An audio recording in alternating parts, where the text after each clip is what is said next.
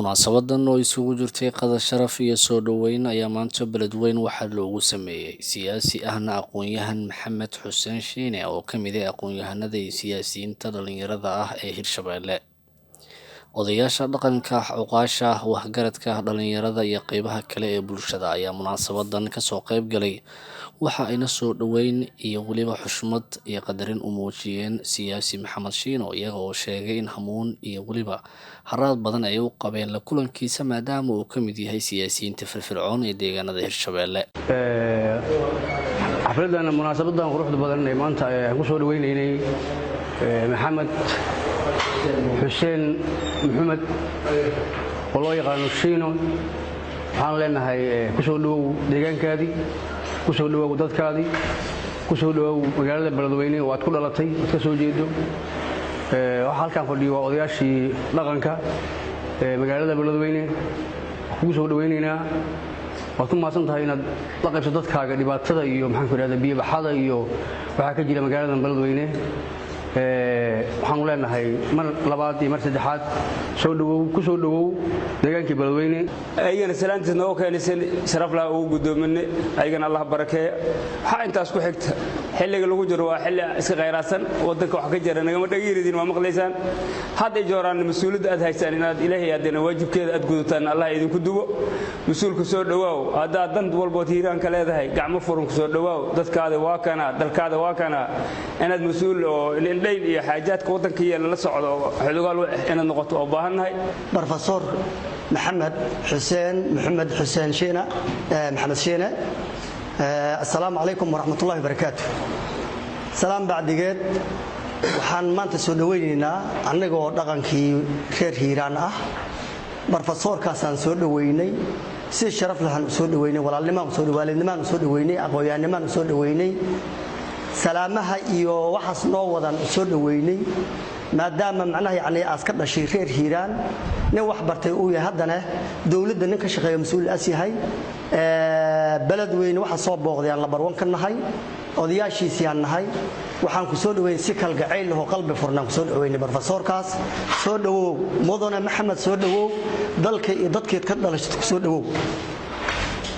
wax alla wixii fariimahood noogu waday madaxweynaha iyo gudoomiyaha Hirshabeelle, gudoomiyaha baarlamaanka, waxaan kaaga gudoonay si kalgacayl, walaalnimo iyo mas'uulnimo. waxaan kugu soo dhaweynay kal ilaab, waxaan nahay dadkaagii, waxaan nahay odayaashaadii dhaqanka, waxa timid deegaankaagii. waxaan ku leenahay soo dhawow, gacmo furan ku soo dhawow. salaanta aad noo wada gudoomiyaha madaxweynaha Hirshabeelle Cali Guudlaawe Xuseen. aqoon-yahan ahna siyaasi maxamed xuseen shiine ayaa dhankiisa hadlay, waxa uuna sheegay in socdaalkiisa beledweyne uu salka ku hayo oo korgalka xaaladaha kala duwan ee gobolka ka jira, gaar ahaan beledweyne. waxa uuna ballan qaaday in magaalada inta uu ku sugan yahay kulamo kala gedisan uu la qaadan doono qeybaha kala duwan ee bulshada oo odayaasha dhaqanka saldhig ay u yihiin. duubabka qaybooda kala duwan, salaadiinta, aqoon-yahaniinta, saraakiisha iyo siyaasiyiintaba dhammaan waa idinka mahadcelinayaa sida mugga leh ee aad iigu soo dhaweyseen deegaankan ka soo jeedo magaalada beledweyne ee xarunta gobolka hiiraan.